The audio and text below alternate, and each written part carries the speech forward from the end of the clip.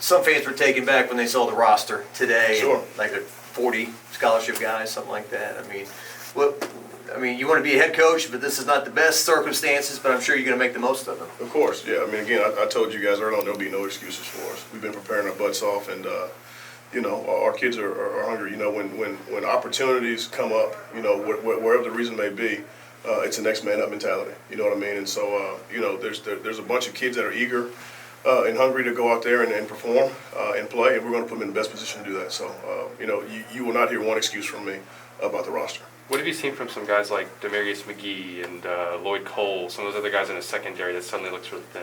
Sure. Just like I said, there's a lot of young guys that are working really hard. When I say young guys that may not have gotten as many opportunities in the regular season. And so as coaches, our job is to really find, what they do well, and accent that, So that's been the challenge here really, just during bowl preparation is coming up with a plan that, is sound, allows us to have success against Kansas State and puts our players in the best position. So I'm proud of the way these kids have been working. These guys have been unbelievable in this whole process from the onset of bowl prep until now, and they want to win the game. That's the biggest piece of it. They want to win.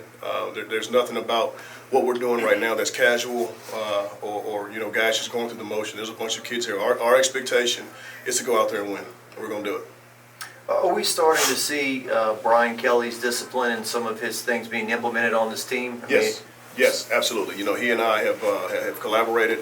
The big piece is bridging the gap. You know what I mean? We obviously want to finish this season off the right way and then really springboard, into the 22 season. Obviously, Coach Kelly will lead us, and so there's been things that we've kind of implemented in doses, if you will, and that that meet the expectation level of how he wants practice ran and those things. So the kids have welcomed it. Change is inevitable. It's not always a bad thing. You know what I mean? And so some of the things that we've done in regards to how we practice, the kids have actually welcomed it. They've been excited about it, and I think it's going to benefit us in the long run. Are some of those kids not here because of Coach Kelly? Discipline, like suspension? There's a lot of things. Yeah. I mean, you look at the roster and what we've battled. You start with COVID. There's a piece of that. You got injuries. You got opt-outs. You've got some perhaps disciplinary issues and things like that. But by and large,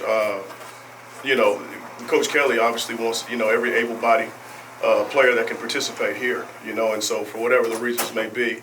We have a limited roster, but again, there's no excuses. We're going to win this game. Coach, I saw where Garrett's number one on the depth chart. But yeah. Have you heard anything actually from the NCAA?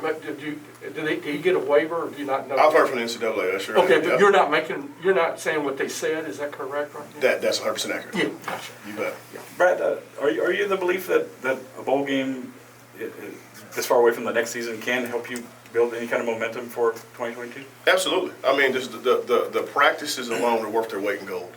You look at the guys that haven't gone through bowl preparation. They've been done playing since Thanksgiving.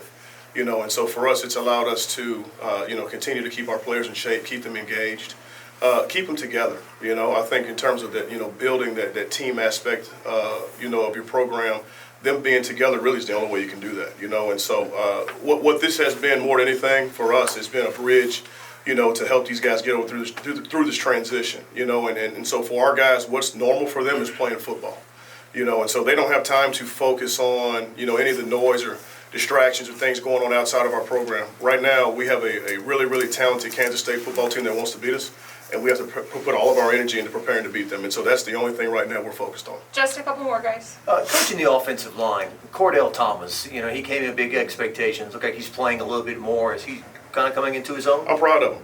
He has been a kid that has, obviously he came in here highly touted prospect, and had some setbacks, and I will tell you that he has he certainly models a kid that loves LSU. With some people in today's climate, when things don't go well immediately, they may perhaps look for another opportunity or move on, and that never has been a thought in his mind. He has done everything we've asked him to do. He works his butt off. I'm extremely proud of him. So he continues to progress every day. He's made our room better. What concerns you most about K-State? Well, I wouldn't say what concerns me. What I would say is, what we're preparing for is going to be a physical football game, and certainly, in the SEC, that's the brand that we play. And so we're excited about it. They're talented. They have a really good running back. They're going to try to establish the run game. And so that's a challenge for us. We've got to be able to stop it. For us offensively, we've got to go out there and execute. That's been an issue at times for us this year, in terms of consistency. And so we've got to go establish that early on. But our guys understand what's ahead of us, from a challenge standpoint, and we've been preparing our butts off for it. It's going to be a good game. We're excited. Major Burns traveled with y'all. Is there a chance he could play in this game, come back from injury? No. Major won't be in the game. Last one. I talked to Blake Baker. Mm-hmm. He said he gave you a bear hug when he found out you were retained. And, Yeah. It seems like if you were not a likable guy, that this could have been a problem. All these coaches aren't coming back. You're the one guy that's coming back. How do you think the dynamics work? I mean, obviously you've been able to, make these guys really respect you. You know what? I'll just try to be myself, and I try to be as empathetic as I can to, what everybody's going through, coaches, players.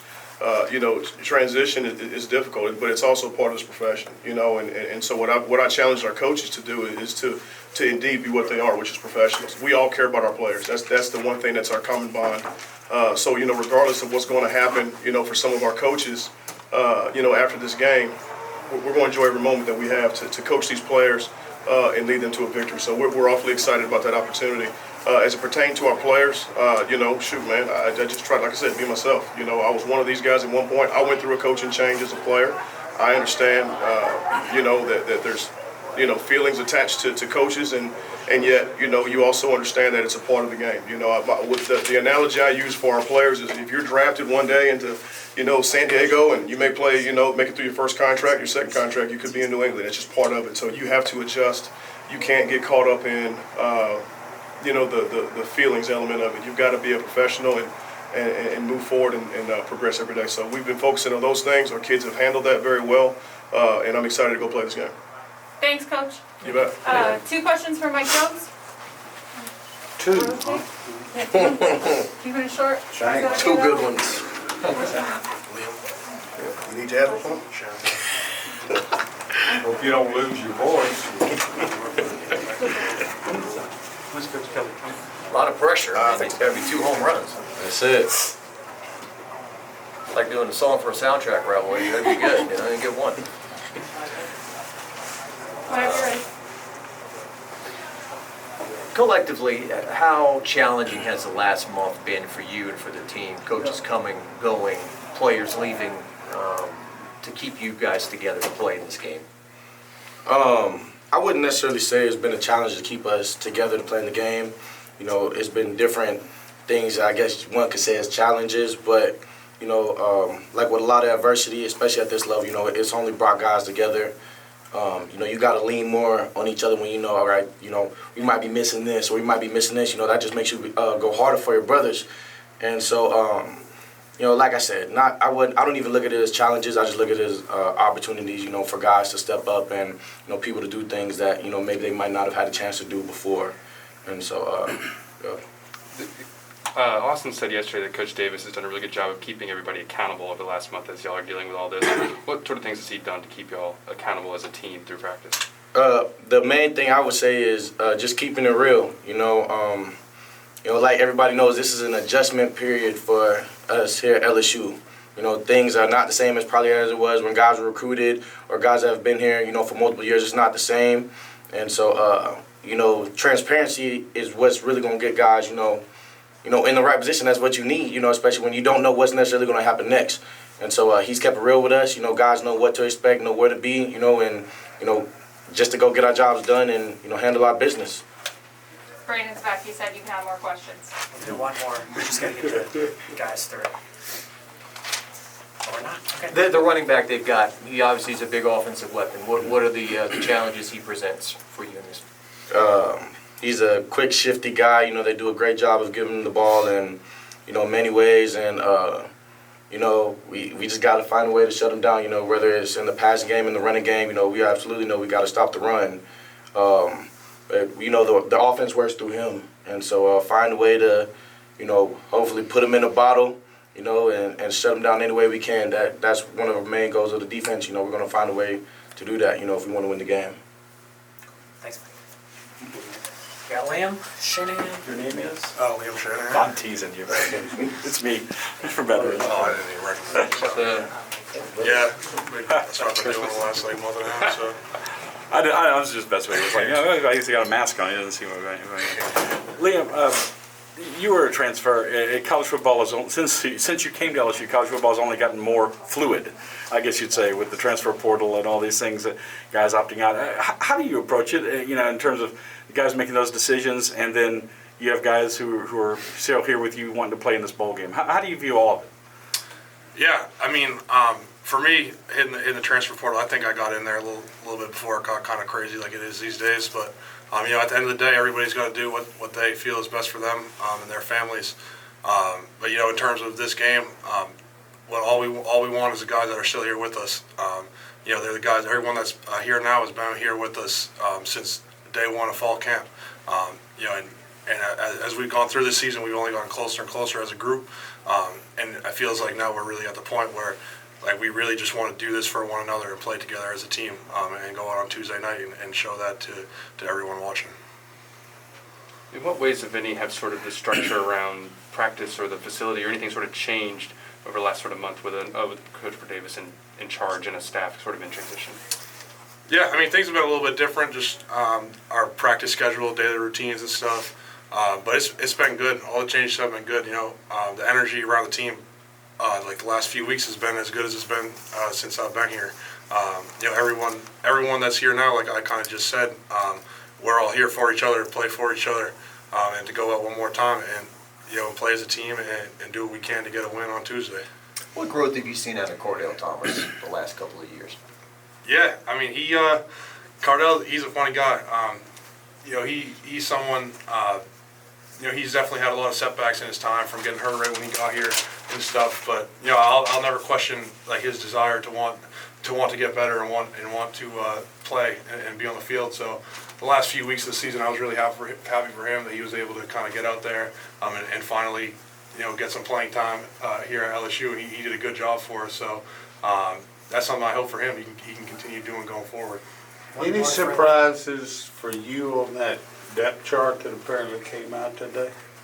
I didn't even see it, so I can't comment on that. There's apparently only 40 scholarship guys. Yeah, I mean, I can tell by looking around our team meeting room and stuff, we're a little thin, but like I said, we're all we got, we all we need, so we're all really excited to go out and play one more time as a team on Tuesday night. Is there some excitement in that perhaps a guy that no one's ever heard of before could make a play? Yeah, absolutely. All the guys that maybe haven't had playing time so far this year that are going to get their chance, I'm really happy for them. Like I said, we all been together as a team. They've been busting their ass since August when camp started. So for them to stick with it throughout this whole season and finally getting their chance, I'm really excited to see what some of these guys can do. Okay, thank you, Ling. We got Ed. We got very limited time before we got to roll. And then Austin. And then Austin. Thanks, man. Great job.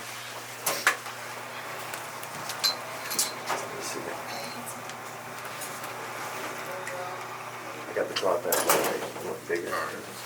Bringing in offensive line, they better be good. So some people were taken back when they saw the 2 deep today. It's 41 scholarship players. Yeah. How do you feel about, 2 years ago you're on 15-0 national championship team, and now it's just a lot different. How does it feel? It's different. But it's the same. It's pretty much a lot of the same people I play with on that team too, and a lot of new faces as well. We have to make with what we got right now. We didn't have as good a season as we did that year, but we still can end this season with a winning season. So that's our mindset going into this game. What have you seen out of Cordell Thomas? Finally getting on the field, getting a chance to play. He had a lot of high expectations. I know it had been disappointing, but it looks like he's perhaps coming around. He's been doing a lot of hard work. He's been in the playbook.